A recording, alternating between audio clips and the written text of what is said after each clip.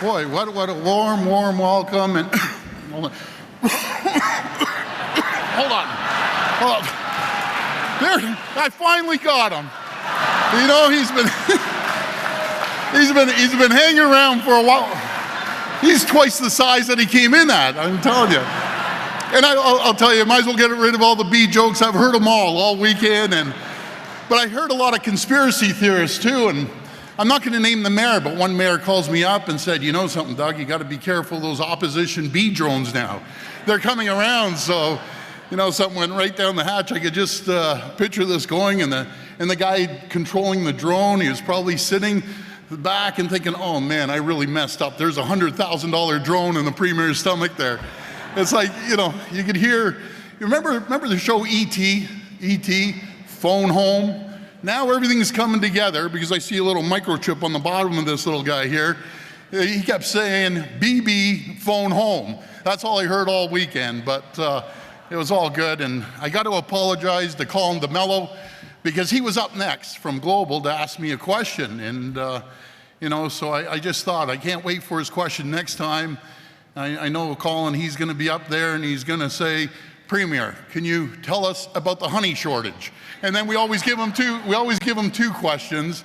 And Premier, how can you explain to all the worker bees why you killed the Ontario Queen Mother Bee? So, you know something, Colin, you don't have to ask me those questions, but I'll tell you, it's great to be here, and good morning, everyone. I'd like to start by welcoming everyone to AMO's annual conference here in Ottawa. And let me say, it's great to see so many friends and colleagues in person after 3 long years, very long years.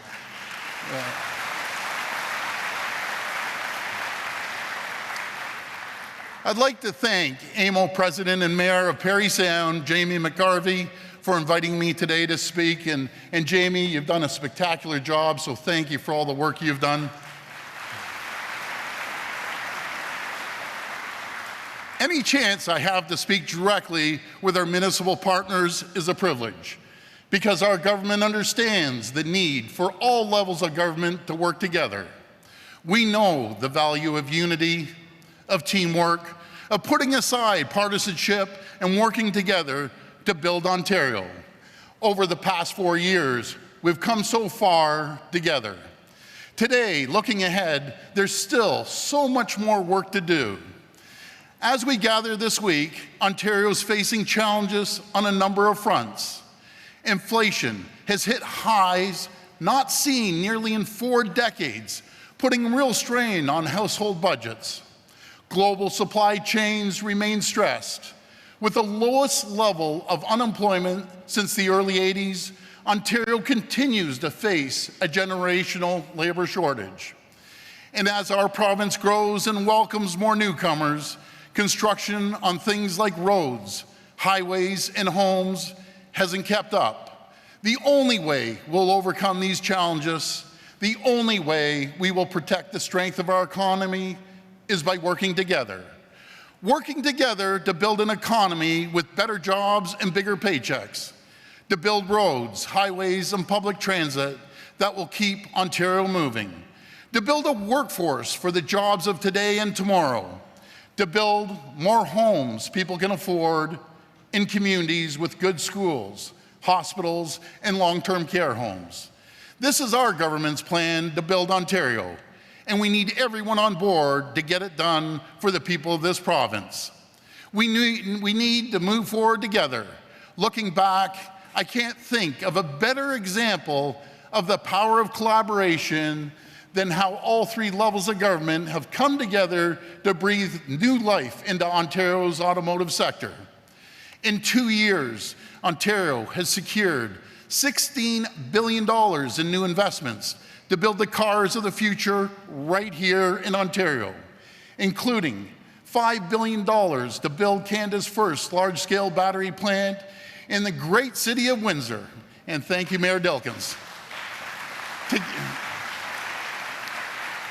Together, we're investing in the future of clean, green steel at Algoma, in Sault Ste. Marie, in Dofasco, in Hamilton, and unlocking the vast potential of the Ring of Fire, working with our Indigenous partners to finally build the all-season roadway to the region's critical minerals. And when we connect these vast mineral deposits in the north with our manufacturing might in the south, Ontario will have everything it needs to be North America's auto manufacturing powerhouse once again. The cars of the future will be built right here in Ontario by Ontario workers from start to finish. From minerals to manufacturing and everything in between, every region and every worker will benefit from a once-in-a-generation opportunity. And of course, a growing economy leads to growing communities. Over the next decade, Ontario's population is expected to grow by more than 2 million people, with congestion costing us estimated $11 billion every year. It's never been more important to invest in building province-wide transportation infrastructure. So we're investing in a historic $86.6 billion over the next 10 years to build and expand roads, highways, and transit infrastructure right across Ontario. We're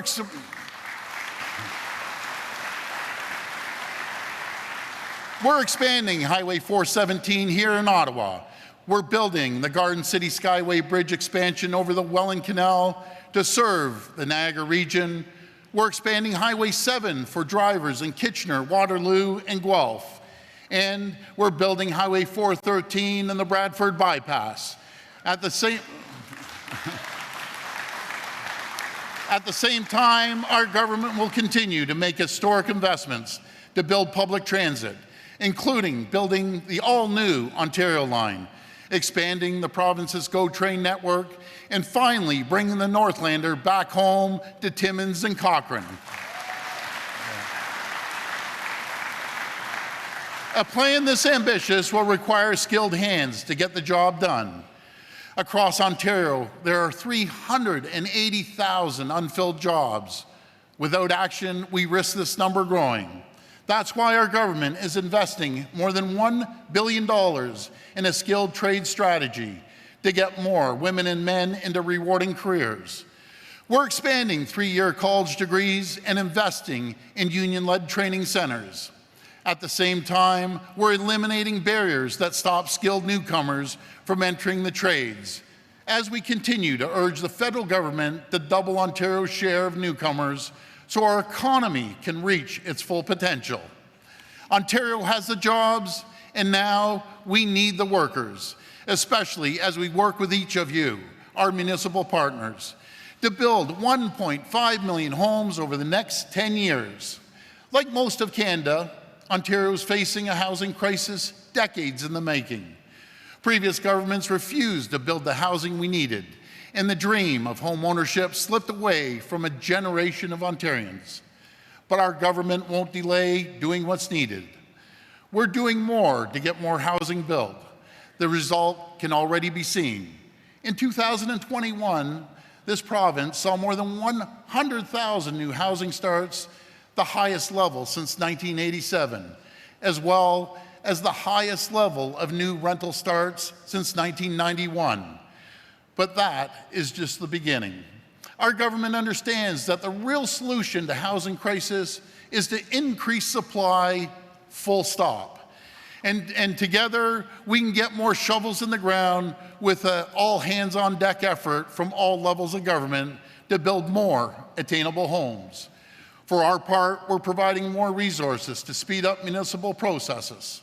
We're investing $350 million in programs designed to cut red tape for municipalities and streamline the planning and development approval processes. We're working with municipalities to crack down on land speculation and protect home buyers from those who are trying to take advantage of them. Last week, Minister Clark introduced legislation that goes even further, the Strong Mayors Building Homes Act. We'll provide Toronto and Ottawa with the additional tools needed to advance provincial priorities. But building more homes is at the top of the list. In the coming months, we'll have more information on how these tools will be expanded to other municipalities, so more municipal leaders like yourselves can help build Ontario. Growing communities with strong economies and more homes also need better access to important social services like healthcare. After decades of underfunding and neglect, our government is helping Ontario's health system recover and rebuild. We're making the largest health infrastructure investment in the province's history, getting shovels in the ground to build and expand hospitals and long-term care homes in communities all across Ontario. This is on top of the 3,500 new hospital beds we've already added. But more beds is only half the answer. We also need staff to care for patients. Since the start of the pandemic, we've hired over 10,500 healthcare workers, including nurses and personal support workers. That's on top of the 14,579 net new nurses we've hired since we were elected in 2018. To help address current pressures, our government is doing more to get more qualified nurses, doctors, personal support workers into Ontario's system to care for patients. We're removing barriers that stop internationally trained nurses and personal support workers from safely caring for patients. We've launched the Learn and Stay grant, which pays the full cost of tuition and supplies for nursing students in exchange for practicing in underserved regions after graduation. We're implementing the largest expansion of medical schools in over a decade to train more doctors.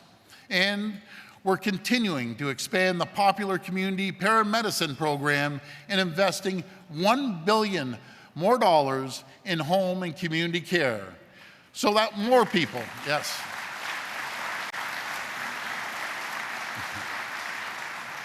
So that more people can receive care at home rather than in the hospital. Since day one on the job, Minister Jones has been actively engaging with our frontline partners to identify concrete solutions. I know she'll have more to say on Wednesday because we'll always be there to support our healthcare system. My friends, we have faced tremendous challenges over the past few years, but by working as Team Ontario, standing side by side, we have met those challenges head on. We can't stop now because the people of Ontario are counting on us to get it done for them.